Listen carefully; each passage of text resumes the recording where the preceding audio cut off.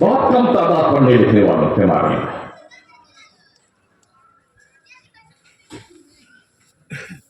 हमारे पैगंबर सल्लल्लाहु तआला अलैहि वसल्लम ने जो पहला मदरसा कायम किया था, उस मदरसे का नाम दार अरकम है।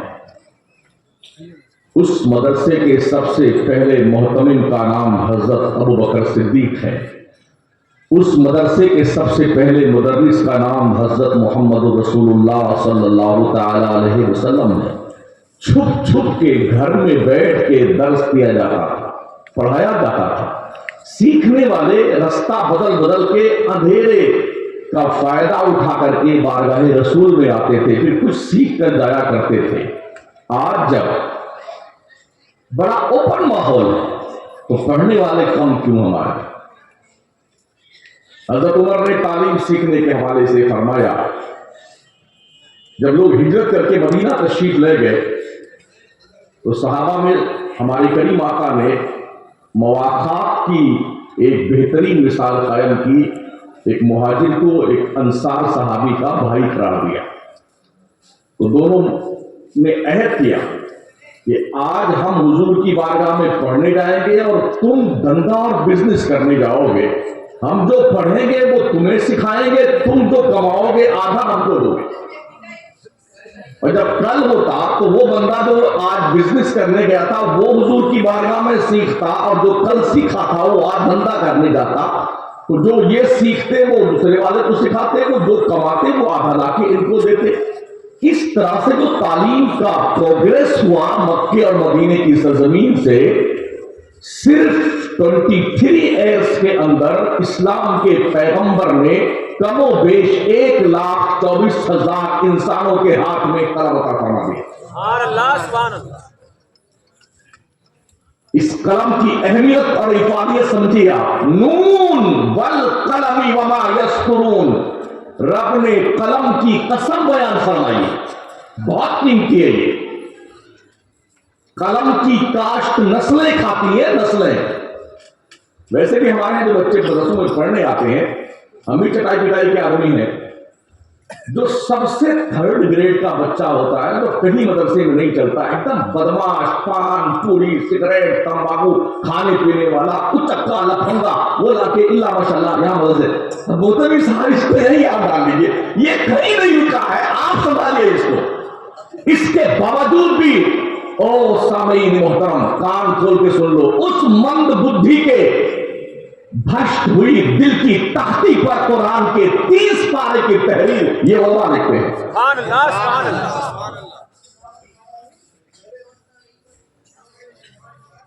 लोग कहते हैं पहले जैसे मौलाना नहीं रहे, तुम धन का सामान को दो दर्जों को। आज इमाम गजाली क्यों नहीं पैदा होते? मखदूम सिन्ना क्यों नहीं पैदा होते? शेख अलाउल हक पंडवी क्यों नहीं पैदा होते? इमाम अहमदुल्लाह क्यों नहीं पैदा होते? हमने मटेरियल ही दिया ऐसे बदलते रहे। जो मटेरियल सीमेंट अगर ज्यादा दिन रखी रह जाए, बोरी थोड़ा सा बारिश हो गई, बूंदाबांदी हो गई तो कैसे जम जाती? वो काम की होती है। वेस्टेज माल आप मदरसों को देते हैं। मस्जिद में भी जो बिल्कुल फटा नोट होता है बेटा, वो चुप्पे से झोली में डालता है और तवक्को ही रखते हो कि इमाम गजाली पैदा हो यहां से। जीनियस बच्चों को दीजिए, माइंडेड बच्चों को दीजिए मदरसों में, फिर देखिए यहां के पल्ले वाले बच्चे आज भी अल्लामा फजले खैराबादी बनने को तैयार है।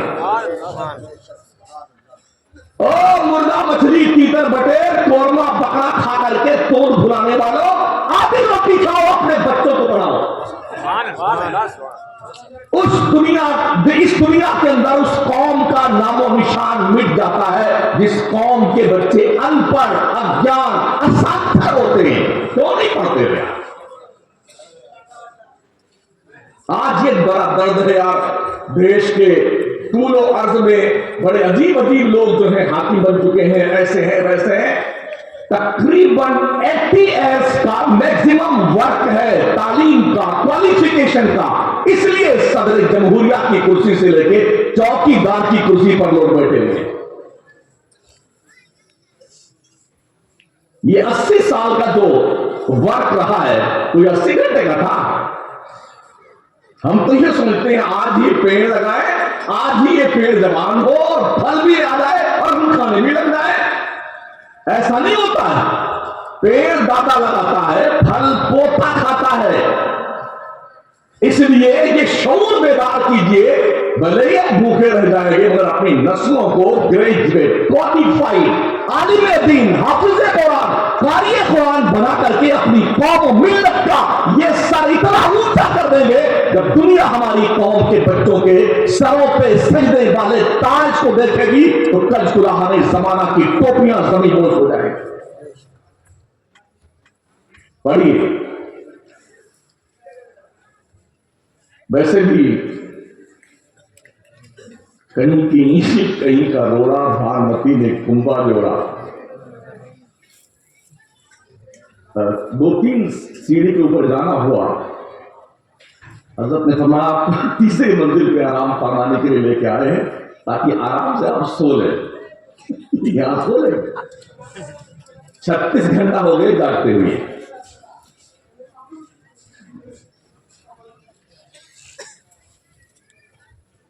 इतने इतने सुराख दीवार में थूक थूक करके उस दीवार का सत्यानाश कर रखा है लोग। जिन्नात खान जाने आते हैं। बड़े अदब से मैं असातिज़ा से गुजारिश करूंगा खुदा के लिए, पहले आप पान पूरी बीड़ी सिगरेट खाना पीना बंद कीजिए, तब आपके किरदार का असर इन बच्चों पे मुरतब होगा।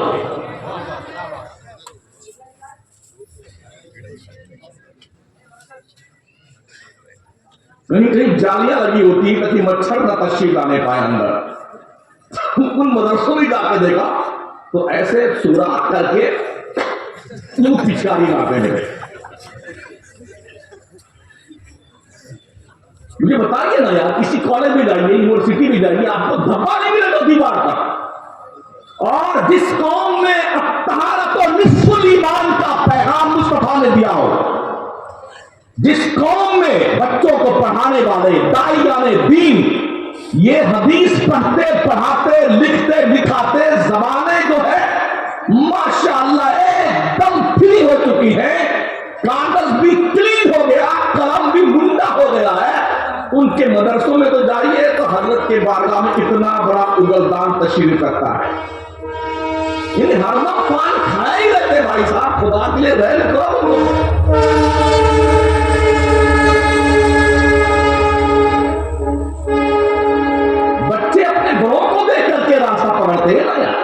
रब ने यूं ही पूरी फरमाया, ईमान वालो अल्लाह से डरो, सच्चों के साथी बनो। सोहबत साले तोरा साले कुनर, सोहबत पाले तोरा पाले कुनर। अच्छों की सोहबत बुरों को भी अच्छा बना देती है और बुरों की सोहबत अच्छों को भी बुरा बना देती है। ये सिलेक्शन आप कीजिए कि आपने करना क्या। हमने कुरान शरीफ को फातिहा की किताब बना लिया। हाँ, जैसे किसी का बाप मरा, किसी की अम्मा मरी ना, ये कुरान शरीफ हमारे बाप के नाम रख लीजिए और कल लड्डू ले आएंगे हम और हमारे अब्बा की बख्शी की दुआ करवा दीजिए बच्चों से, तेरे बाप की बख्शी के लिए बच्चे पैदा हुए। अगर बच्चे और मुदर्रिसीन इस काम के लिए आमादा ना हो तो बहुत जगह हमने ऐसे बेगैरत कमेटी वाले सदर सिगरेटी मर्दूदों को देखा है जो बेहया करते हैं कि फलाने का बाप बड़ा है, तालीम मत करो, पहले उसकी फातिहा लगाओ। कुरान तुम्हारे मुर्दों की बख्शिश करवाने नहीं आया। इन हाज़ल कुरान यहदी लिल्लती हिया अक़वम, बेशक ये कुरान दुनिया भर के इंसानों और कौमों को हिदायत का मैसेज देने के लिए आया। उस दोस्ताने मोहतरम ने इसको लिख लिख के तारीख इसको धो के पी लीजिएगा, तुम्हारी पेट का मर्ज ठीक हो जाएगा, तुम्हारा सर का दर्द ठीक हो जाएगा। खुदा न करे आप मरीज हो जाए, किसी डॉक्टर के पास जाए, MBBS MD के पास, तो डॉक्टर आपको अपने लेटर पैड पे नुस्खा लिख के दे, ये सुबह दवा खानी है, ये दोपहर को एक निहार मुंह एक नाश्ते के बाद, ये सोते वक्त खा लेनी है, ये शाम में खा लेनी है। आप उस नुस्खे को लाइए, बढ़िया सा बर्तन लीजिए और बढ़िया साफ पानी लीजिए, धुल करके उसी नुस्खे को सुबह भी पीजिए, शाम को पीजिए, दोपहर को पीजिए, ठीक हो जाएगा।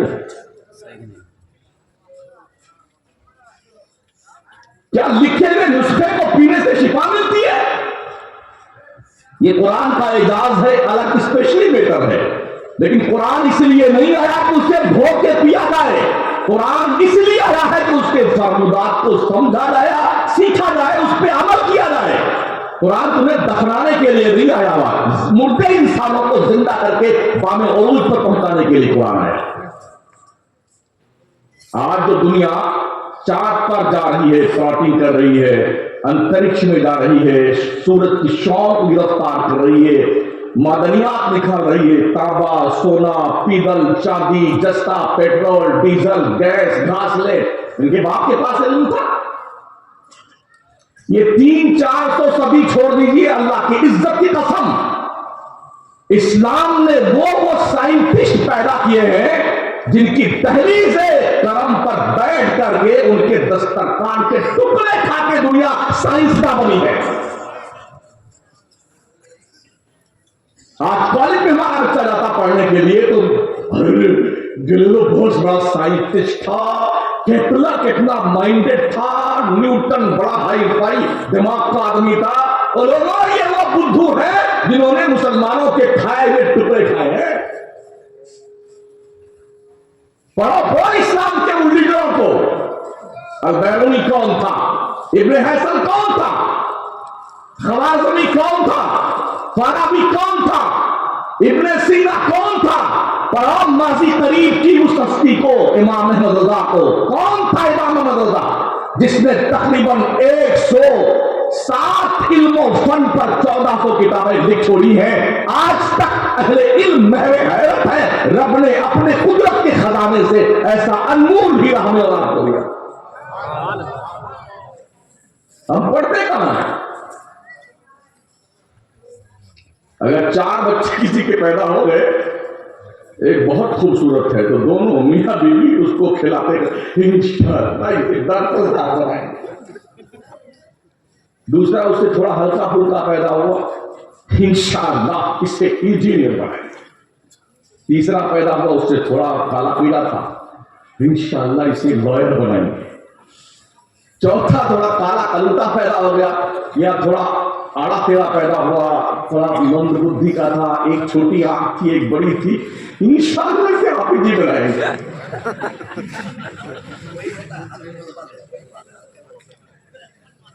क्या क्या तवक्कुआत लोगों ने व्यवस्था कर रखी है तालीमात मुस्तफा से।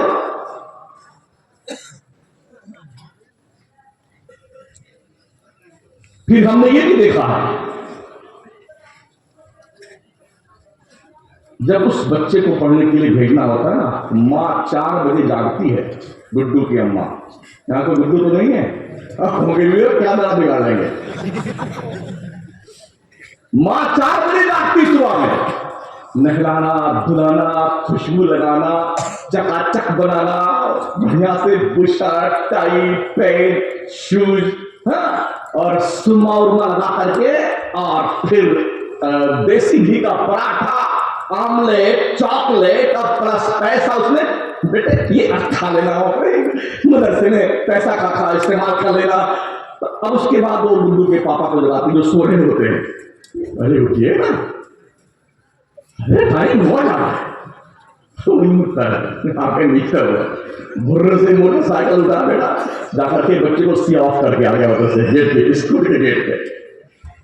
और जब मदरसे के बच्चे की बारी आती है, ना कुर्ता उसका ढंग है, ना पजामा ठीक है उसका, जूता भी फटा हुआ, और यह सन कुरान का 4 बार पहले का तशरीफ ले गया, 4 साल बाद का फट गया, और ये दोनों नली चालू है, यूं करता है तो पूरा आराम बन जाता है। फिर भी 2 थप्पड़ मार उसे मार दिया, मौलवी साहब का दिमाग खा के 2 घंटा के आ जाता, फुर्सत मिली है बैठ के मोबाइल को देखे नहीं।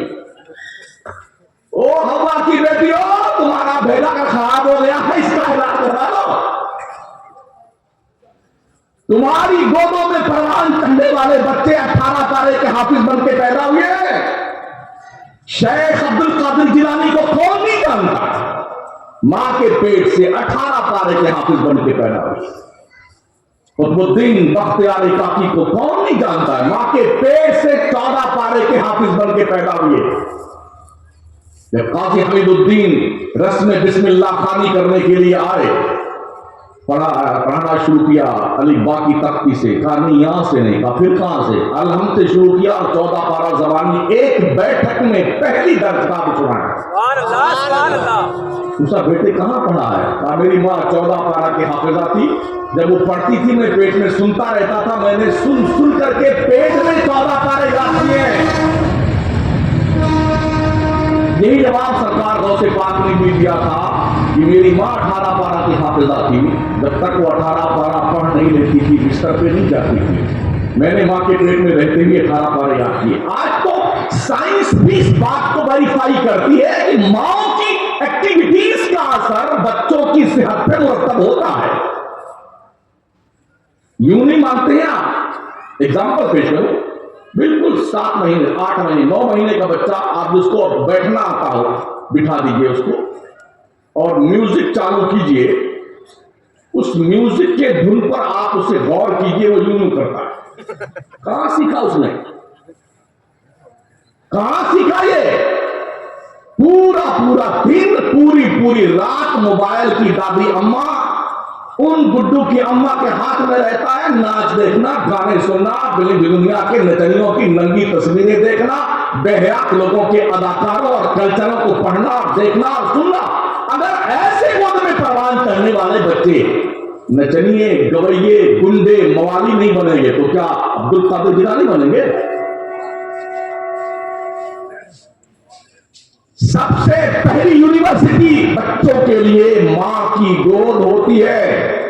इसलिए ओ कौम की बच्चियों, माओ, बहनों, अपनी गोद पाकीज़ा कर लो। आज बहुत जरूरत है इस मिल्लत को, भले अब्दुल कादिर जिलानी ना हो, गुलाम अब्दुल कादिर जिलानी तो हो। पढ़ाओ अपने बच्चों को। कल तक हमारे असातिज़ा पढ़ाते थे बच्चों को, उनकी ये सोच होती थी दरख्त अपने फल से पहचाना जाता है। बच्चा जब पढ़ के कहीं जाता था तो लोग कहते थे यार इसका उस्ताद कितना अच्छा हो। इल्ला माशाअल्लाह आज की तारीख में हालात ये है, उस्ताद साहब जो है ना, वो बच्चों को मार मारने से 10-5 रुपए ज्यादा पाता है ना, कल से 5 लेके जा, 10 समोसा लेके आ जा। तो घर से लाया था खुद खाने के लिए, हजरत ही खाने। मैं मुशाहदा पेश करता हूं, मैं करंट की शूज पे गुफ्तगू करता हूं। कई दोस्तों के घर में जाना हुआ, उन्होंने हजरत ये हमारी बेटी कनीज खाता है ना, इसे कम से कम 25 गाने तो जबानी आते हैं और इतना प्यारा डांस करती है, बहुत प्यारा डांस करती है। मैंने कहा कर में कितने याद है?